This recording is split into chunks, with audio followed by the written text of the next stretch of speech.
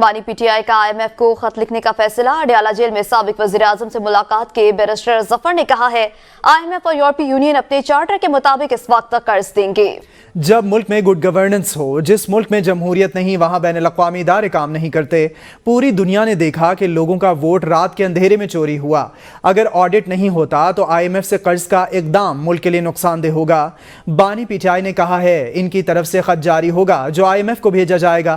Barrister گوہر علی خان کی جانب سے بھی IMF کو خط لکھے جانے کی تصدیق۔ کہا 3 مارچ کو انٹر پارٹی الیکشن ہوں گے اور سید علی ظفر ہمارے امیدوار ہوں گے۔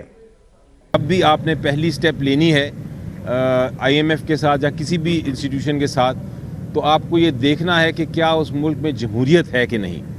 یہ جو کنڈیشن ہے کہ ایک آڈٹ ہونا چاہیے اور آڈٹ کے بعد فیصلہ کیا جائے کہ کس کو کون جیتا کون ہارا اور الیکشن کا کیا رزلٹ ہے۔ دیکھیں ایک چیز یاد رکھنا، پاکستان تحریک انصاف کبھی کوئی ایسی سٹیپ نہ لی ہے نہ لے گی جس سے پاکستان کی اکانومی کو نقصان ہو۔ ہم تو چاہتے ہیں کہ بہتری کی طرف ہو۔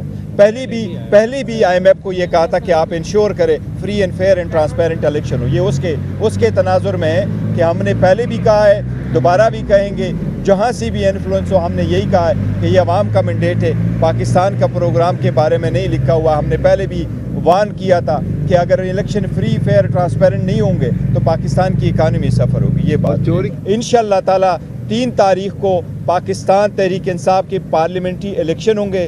اس مرتبہ انشاءاللہ تعالی چیئرمین شپ کے لیے ہمارے کینڈیڈیٹ علی ظفر صاحب ہوں گے۔